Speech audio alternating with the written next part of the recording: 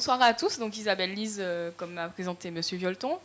Il paraissait vraiment très important de parler environnement quand on parle de packaging, pour plusieurs raisons. Le packaging, c'est un contexte d'abord très important, donc un contexte réglementaire, des lois qui vont notamment, par exemple, supprimer les emballages type sac plastique sous peu. C'est un contexte aussi à fort enjeu, donc en termes de matières premières qui diminuent fortement sur certains composants, comme le plastique directement lié au pétrole. Un contexte avec un enjeu également sur tout ce qui est papier, en fait, déforestation. On a également la grosse problématique d'émissions dans l'air, donc avec des composés qui sont liés à tout ce qui est encre, lac, vernis. Donc, il était vraiment important pour nous ce soir de faire un petit aparté sur l'environnement et l'emballage. Alors, souvent, quand je parle environnement-emballage, on me dit, mais déjà, comme l'a expliqué mon collègue, un emballage, c'est déjà un déchet. C'est incompatible environnement et emballage. Comment est-ce qu'on peut parler même de cette thématique quand on parle emballage? Alors, ce soir, je me suis dit que pour commencer, j'allais vous montrer que des alternatives existent. Dans le domaine de l'emballage, on n'y pense pas forcément, ou plus particulièrement, on ne les voit pas, parce qu'il y en a déjà en rayon, mais des alternatives existent. Donc, le premier exemple que j'ai envie de vous montrer, c'est celui donc, des cols qui sont utilisés sur les emballages. Alors, j'ai mis à gauche un paquet de biscuits petit déjeuner que j'achète régulièrement, et si vous l'avez déjà acheté, vous avez pu voir qu'il y a de la colle. Vous êtes obligé de décoller le couvercle pour ensuite ouvrir le paquet. Maintenant, des producteurs, des fabricants font des emballages qui n'utilisent pas de colle. C'est simplement plié et il suffit de faire une pression pour ouvrir la boîte. Alors ça, déjà, c'est un geste pour l'environnement. On a moins de colle. Pareil, en fait, l'emballage, on peut le voir, il est peu imprimé. On a utilisé moins d'encre, on a utilisé moins de vernis. Et tout ça, en fait, ce sont des actions pour l'environnement quand on se penche sur la question. Parce qu'on peut aujourd'hui choisir un vernis sans solvant, un vernis à base d'eau. On peut choisir une encre végétale, des encres, pareil, qui n'utilisent pas de solvant. Et tout ceci, ce sont déjà des alternatives environnementales. Alors, en bas de la slide, je vous ai mis un petit euro, parce qu'en termes économiques, pour une entreprise, un changement, donc, d'un emballage avec colle à un emballage sans colle, on commence déjà à faire des économies. Un autre exemple qui m'a paru intéressant de vous montrer, c'est l'optimisation de tout ce qui est aplat de couleurs. Alors, les gens qui développent des packaging comme Monsieur Larcher savent que plus un packaging est imprimé, plus il coûte cher. Et donc là, on a un exemple de design que je trouve particulièrement réussi, parce que ce que vous voyez pour les cheveux des femmes, c'est un film transparent, et ce sont les pattes qui apparaissent. Il n'y a pas de couleur. L'emballage est blanc et imprimé en noir. Pourtant, il reste très sexy, vous êtes d'accord? Donc, ce sont des exemples en fait, de créativité où on va utiliser moins d'aplats de couleurs. L'emballage va coûter moins cher parce qu'en fait, il est nu en fait. On n'a pas eu besoin de mettre du vernis pour protéger la couleur. On n'a pas eu besoin de faire de traitement de surface trop poussé.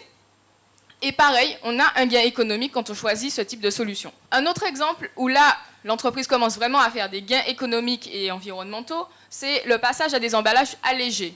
Donc là, on voit par exemple la typique boîte de cornflakes où on passe à un emballage en plastique, transparent, pareil, avec peu de surface d'impression. On a allégé le packaging, on l'a rendu aussi plus transparent sur ce qu'il contient, moins opaque, et on a gagné des sous au final. Un exemple sur lequel je voulais insister aussi, c'est le suremballage. Donc, quand on conçoit un emballage, il est très important, donc, comme l'a expliqué, de penser à la fonctionnalité, donc protéger, conserver, etc. Et parfois, on se rend compte qu'on a fait un choix, peut-être par mimétisme de la concurrence ou par habitude, mais que certains emballages sont superficiels. Et là aussi, une entreprise qui fait cette réflexion gagne de la matière première, économise de la surface imprimée et fait des économies sonnantes et trébuchantes. Un exemple connu de tous, donc les lessives. Lessives où À partir de gauche, on a 41 lessives pour 3 litres de lessive. Celle de droite, 40 lessives, donc une de moins, pour 1,5 litre de lessive. Donc pareil, l'entreprise qui a fait ce pari a gagné sur son emballage qui pèse beaucoup moins. Et pour nous aussi, consommateurs, là aussi on est gagnant, ça pèse moins lourd, c'est plus facile à mettre dans le cabas. C'est vraiment une stratégie sur laquelle Skip et d'ailleurs toutes les autres lessives ont suivi, ils ont gagné beaucoup d'argent. Pareil, donc la technique de la recharge, donc dans le domaine toujours des lessives, où là, l'entreprise vend un packaging une fois et ensuite propose aux consommateurs d'utiliser des recharges. Je vous laisse imaginer la différence de prix entre la petite recharge et la bouteille de lessive initiale. L'entreprise, là encore, a fait un geste pour l'environnement, utilisé moins de matériaux, imprimé un peu moins, et elle a gagné des sous. Donc l'idée en fait de mon propos, c'était de vous montrer que sur l'emballage, faire de l'environnement, c'est aussi synonyme de faire des économies.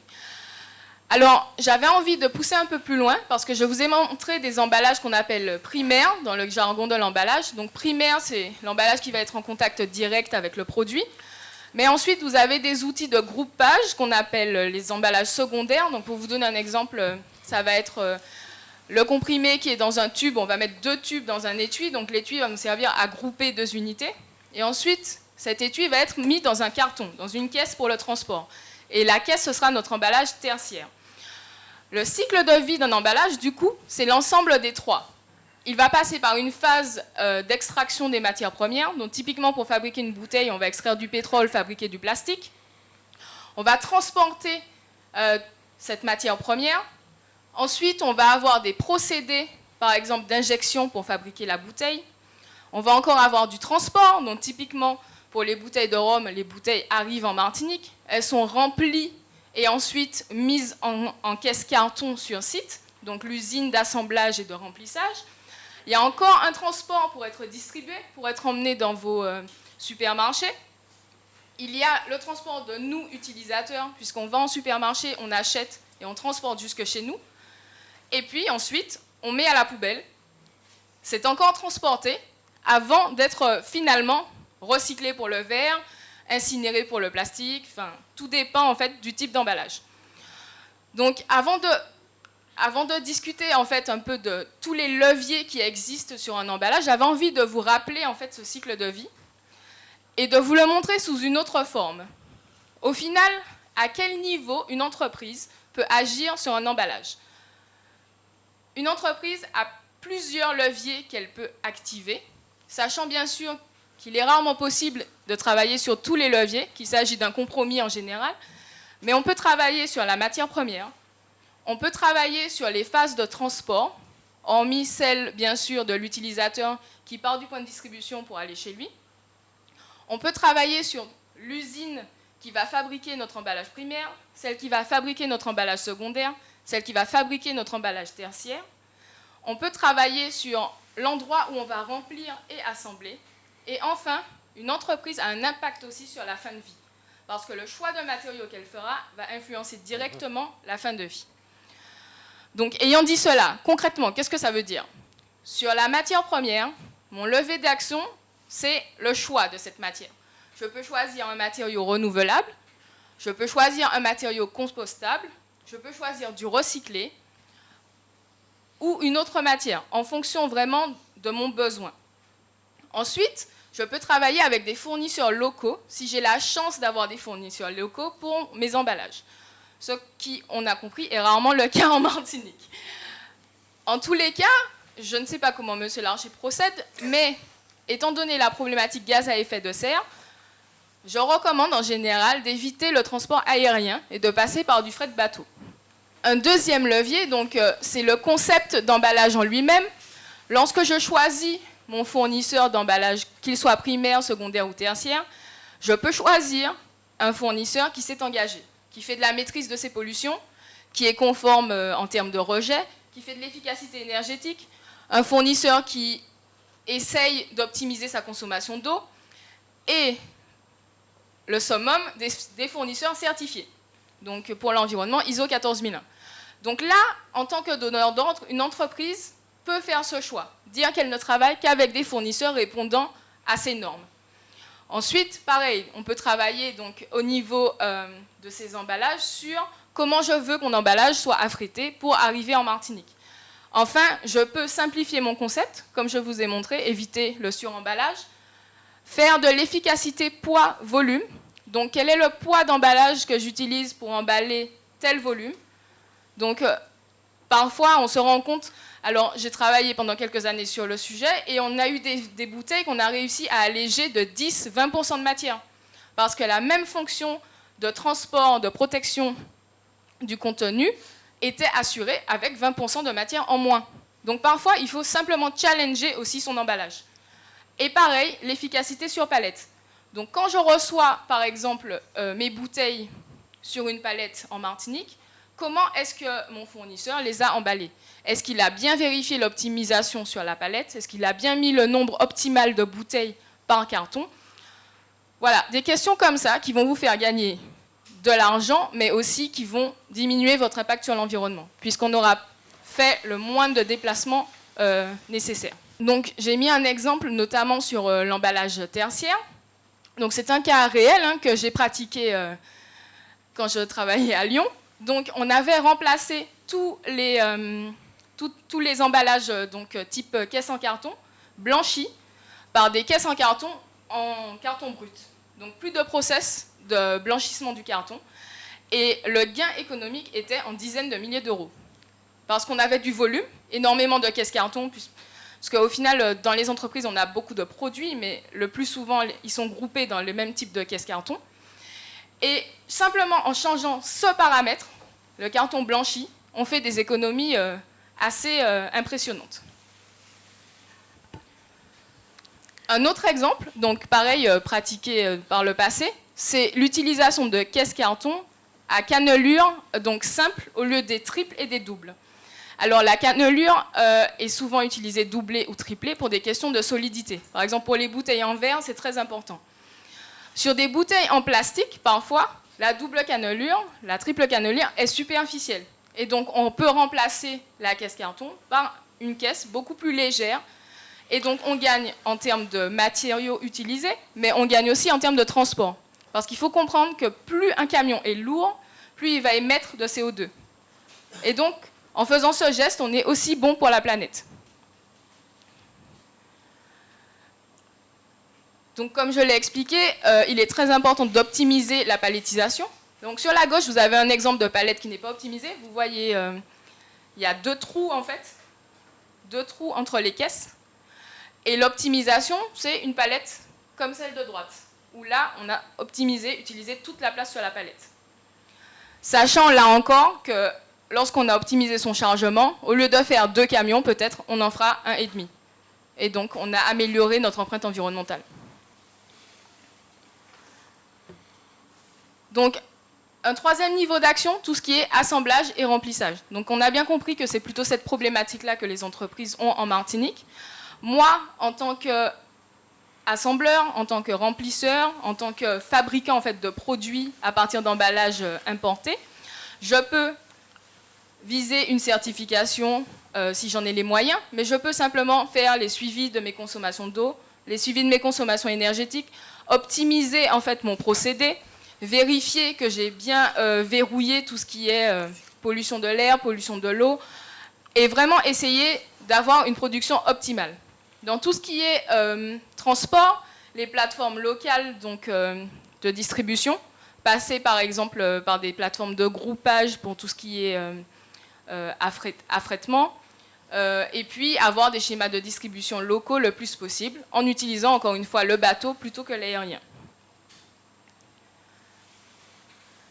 Donc là, je vous ai mis des exemples en fait, de ce qui se produit. Donc en bas, on a un camion où le chargement n'a pas été optimisé forcément. Donc on a des palettes différentes avec des produits différents. Alors je ne suis pas en train de dire que c'est forcément tout le temps faisable, mais l'idée même d'y réfléchir. Comment est-ce que j'affrète mon camion? Qu'est-ce que j'y mets? Comment j'optimise le volume? Ça, c'est des gains économiques, encore une fois, et la diminution des gaz à effet de serre. Et puis donc le dernier levier, la fin de vie. Donc Je vous l'ai dit un petit peu au début, mais le choix du matériau que l'entreprise va faire va influencer directement la fin de vie. Alors, on en a parlé la dernière fois avec Sophia, mais certains emballages sont naturellement réutilisés. On parlait par exemple du pot de moutarde Amora, pot en verre, qu'on ne va pas jeter, mais utiliser comme un verre à boire chez soi. Ça, c'est typiquement une fin de vie que l'entreprise n'avait pas forcément anticipée, peut-être, mais en tout cas une fin de vie positive pour elle. C'est-à-dire qu'elle n'a pas produit de déchets. Et le choix stratégique en fait, d'un emballage peut passer par un schéma en fait, spécifique. Typiquement, par exemple, les parfums ont mis en place des reprises des flacons pour re-remplir les flacons. On a des schémas de consignes. Par exemple, dans les restaurants, les bouteilles de bière sont reprises par la brasserie Lorraine pour être remplies. Tout ça, ce sont des choses que l'entreprise peut choisir en amont, en fonction du packaging qu'elle a décidé d'exploiter. Au final, je vais conclure en disant que le packaging, d'un point de vue environnemental, au même niveau que votre impact et mettre dans la cible, c'est quelque chose à intégrer en amont, à vraiment prendre en compte dès le départ dans sa stratégie pour être sûr d'avoir optimisé. Bien sûr, aucun emballage ne sera parfait, mais au moins, on aura atteint le meilleur compromis. Au-delà donc de la structure et de la stratégie, il y a des outils après de développement qu'il faut et qu'on peut utiliser et qui vont nous aider justement à mettre dans la cible, mais aussi être optimisés au maximum. Donc, je vais passer sur les éléments, on va dire volume. La profession travaille. Alors là, on est chez les fournisseurs. Pour le coup, on est quasiment plus chez les gens qui achètent des emballages. La profession a des outils pour pouvoir déjà matérialiser pas mal de choses en 3D. On en a parlé tout à l'heure avec la bouteille. Sur la partie emballage secondaire, même sur les emballages primaires. Donc ici, on a un pilulier qui a été développé. On peut maintenant aussi, mais vous en avez tous entendu parler, une fois qu'on a défini ces éléments-là, passer sur des imprimantes 3D et puis faire déjà des premiers prototypes pour avoir des premiers éléments physiques dans les mains et pouvoir présenter ça. Donc, dans le dialogue et dans le choix, on gagne du temps et on évite aussi les erreurs parce qu'on est capable de se dire c'est exactement ce qui me convient ou il me manque quelques millimètres. Mais la partie qui me paraît, alors là c'est la partie graphique, je vais passer vite aussi. Donc là aussi, en réel, on est capable de monter ses graphismes sur son emballage et faire de la réalité avancée, c'est un terme un petit peu pompeux, mais qui nous permet de se dire, voilà un petit peu ce que je vais envoyer à mon imprimeur. Là où je veux venir assez rapidement, pour ne pas vous assommer, c'est sur cette partie-là. Là, c'est un cas réel qu'on a travaillé à l'école en prestation de service avec quelqu'un qui fait donc de la mise en bouteille et qui exporte alors, du Massif central chez nous sur le sud-est asiatique. Donc il y a des énormes impacts au niveau transport. Et la question qui a été posée avant de refaire notre série de moules de fabrication de bouteilles, et puis ils avaient aussi à développer 2 ou 3 nouveaux volumes, il y avait du 33 et du 500, est-ce que vous pouvez nous faire une étude prédictive pour nous indiquer quelles seraient les dimensions idéales des bouteilles? Donc là au milieu, vous y voyez peut-être pas bien, mais on avait une bouteille qui faisait 57 de diamètre pour 199 de haut. Donc on avait la capacité, alors là il y a un petit schéma avec un petit, on appelle ça un petit conteneur 20 pieds, on avait X bouteilles de conditionné. Et il y a un petit logiciel qui s'appelle Cape Pack, ça coûte 3 000 €, ça coûte rien. Alors je ne le vends pas, hein, j'ai pas du tout, je touche rien. Il est absolument pas convivial, donc il est mal fait. Par contre son algorithme est super puissant.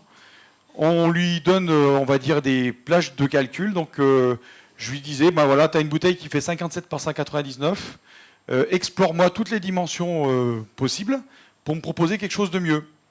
Donc là, il m'a proposé une qui fait 192 de haut et 58, donc il a rajouté 1 mm sur le diamètre.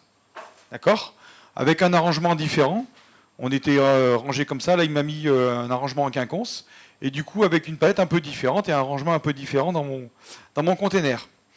Et pour le client, là où il y a un sens, et pour l'environnement, là où il y a un sens aussi, avant d'avoir développé les moules, avant de se dire, ah, ça y est, j'ai mes bouteilles, comment je les range dans mon camion, et comment je les expédie, eh bien, on est arrivé, alors, sur le papier, avant de faire le moindre investissement, a augmenté de 1680 le nombre de bouteilles par container.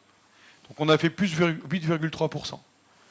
Ben, je vous garantis que là, au niveau économique et au niveau environnemental, ça c'est de l'éco-conception. Avec un petit outil et en 3 containers, il est payé. C'est pas un problème de prix, c'est pas un problème d'investissement. Et quelque part, c'est même pas un problème de compétence parce que on prend un peu de temps pour se mettre dedans. Il y a quelques paramètres à rentrer, des paramètres de palettisation. Et pour on va dire pour l'entreprise, le plan de palettisation existe, l'arrangement des bouteilles existe et il vous donne les dimensions de votre emballage secondaire. Donc il y a des outils qui aujourd'hui fonctionnent et qu'on peut, en structurant un petit peu sa démarche, mettre en œuvre pour être performant au niveau environnemental. Donc ça, c'est vraiment le point que je voulais vous présenter dans les outils parce qu'il appuie la précédente partie. Très bien. Et j'en aurai terminé. Merci beaucoup.